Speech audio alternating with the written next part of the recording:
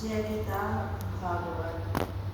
यह देख कर नारद ने क्रुद्ध होकर अपने मन में विचार किया कि धन पाने से मनुष्य की बुद्धि खिल जाती है। वह अपने शरीर को अजर अमर समझकर यह विचार नहीं करता कि एक न एक दिन उसका नाश अवश्य होगा। धनवान मनुष्य को उचित है कि वह छोटे बड़े का विचार रखे। मूर्ख मनुष्य सांसारिक मोह माया में पड़कर शरीर धन तथा परिवार का गौरव करते हैं, परंतु हरि के भगत जन धनी दरिद्र तथा सुख दुख को एक समान समझते हैं। यह सोचकर नारद जी ने उन दोनों का अभिमान दूर करने के लिए यह श्राप दिया कि तुम दोनों जड़ वृक्ष बनकर मृत्यु लोक में जन्म पाओ, तभी तुम्हें धन के घमंड का फल प्राप्त होगा। हे मूर्ख, युवावस्था की शोभा धर्मशील एवं लज्जा से है, सो तुमने इन्हें त्याग रखा है, इस कारण तुम्हें इसका दंड भोगना पड़ेगा। हे परीक्षित, नारद ऋषि के मुख से यह श्राप सुनते ही उनका अभिमान दूर हो गया। तब वे दोनों आयतन दिन होकर मुनि के चरणों में गिर पड़े, हाथ जोड़कर इस प्रकार कहने लगे कि हे देव ऋषि, इस श्राप से हमारा उद्धार किस प्रकार होगा, यह आप हमें बताने की कृपा करें। उस समय मुनि ने दया करके कहा, जब श्री कृष्णचंद्र जी पृथ्वी का भार उतारने के लिए मथुरा में जन्म लेकर नंद यशोदा के घर बाल लीला करेंगे, उस समय तुम्हारा उद्धार होगा। हे परीक्षित, इस श्राप के कारण वे दोनों यमलार्जुन नामक अर्जुन के वृक्ष बनकर गोकुल में उत्पन्न हुए।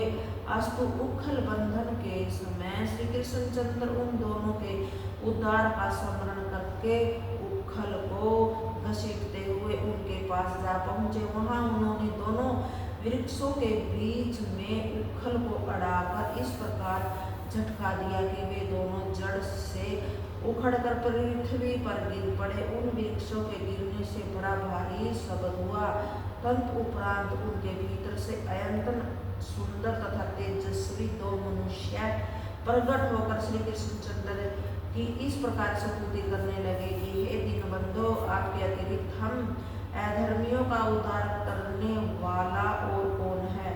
आप जन्म मरण से परे हैं। आप अपने भक्तों को सुख देने के लिए अवतार ग्रहण करते हैं। आप संपूर्ण सृष्टि के जनक हैं तथा ब्रह्मा आदि देवता अपने हृदय में आपका ही ध्यान धरते रहते हैं। हे प्रभु, नारद के ने श्राप देकर हमारे ऊपर ऐतन कृपा की, जो हमें आपके श्री चरणों का दर्शन प्राप्त हुआ है। जिस प्रकार सूर्य के प्रकाश में संपूर्ण वस्तुएं दिखाई देती हैं, उसी प्रकार आपका स्मरण करने वाले व्यक्ति के ज्ञानी रूपी नेत्र खुल जाते हैं। जो मनुष्य आपसे विमुख रहते हैं उन्हें अंधा समझना चाहिए। इस प्रकार से स्तुति सुनकर श्री मुरली मनोहर ने उनसे कहा कि हे कुबेर पुत्रों, तुम्हारी जो इच्छा हो वह मुझसे मांग लो। वे दोनों हाथ जोड़कर बोले कि हे प्रभु, आपका दर्शन प्राप्त होने पर हमें कोई इच्छा नहीं रही है।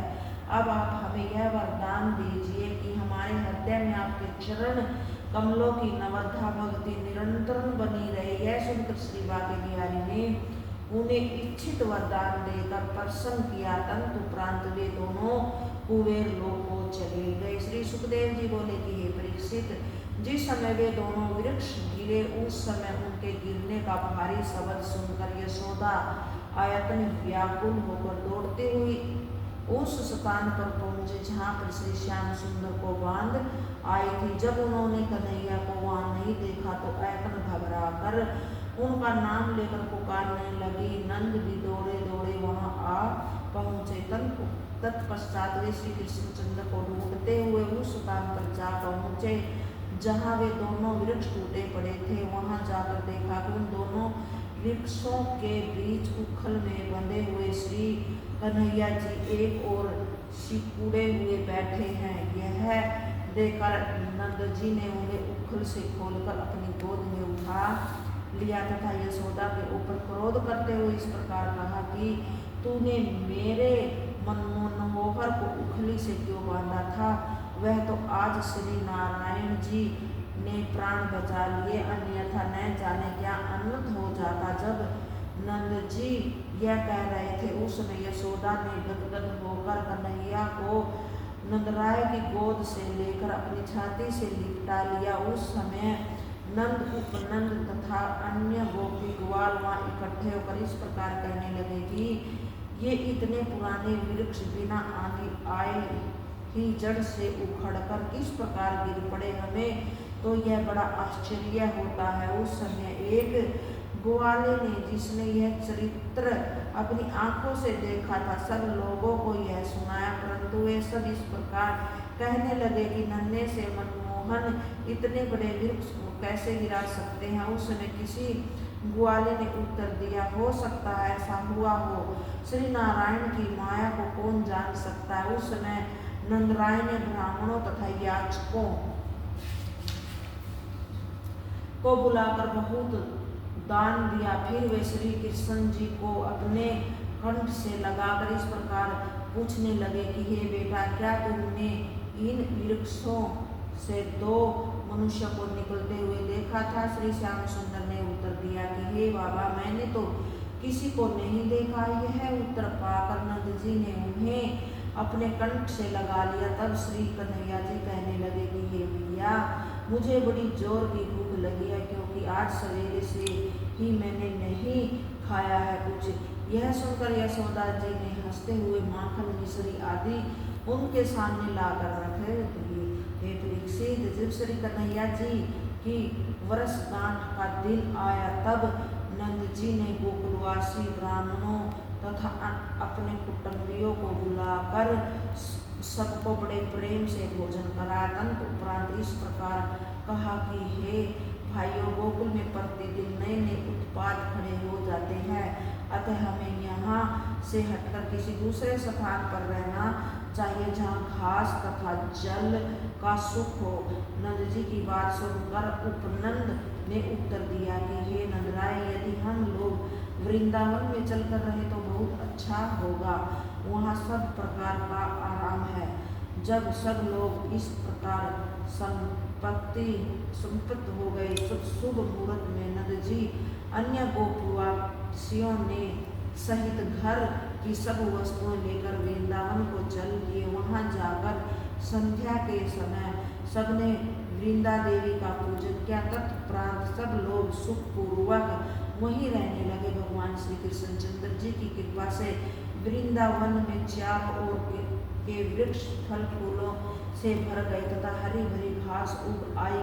सब लोगों ने वहाँ अपने रहने के लिए अच्छे अच्छे मकान बना लिए। वहाँ गौओं को चरने का बहुत अच्छा साधन था, अतः सब लोग आनंद से रहने लगे। ये परीक्षित, जब कंस को यह समाचार मिला कि नंदराय सब गोप ग्वाले सहित गोकुल छोड़कर वृंदावन में रहने लगे, तो उसने वृत्तासुर नामक राक्षस को श्री कन्हैया जी को मारने हेतु वृंदावन भेजा। वह राक्षस बछड़े का रूप बनाकर वृंदावन में जा पहुंचा तथा उन सब गौ बछड़ों के साथ मिलकर चरने लगा, जिन्हें श्री कन्हैया जी चराया करते थे। उस समय श्री कन्हैया जी ने बलराम को संकेत से समझाते हुए धीरे धीरे उसके पास पहुंच गए। उस समय श्री श्याम सुंदर ने उसका पिछला पांव पकड़कर घुमाते हुए एक वृक्ष की जड़ पर ऐसा टपका कि वहीं उसके प्राण निकल गए। उस समय सब देवता आकाश में आकर श्री बांके बिहारी के ऊपर फूलों की वर्षा करने लगे।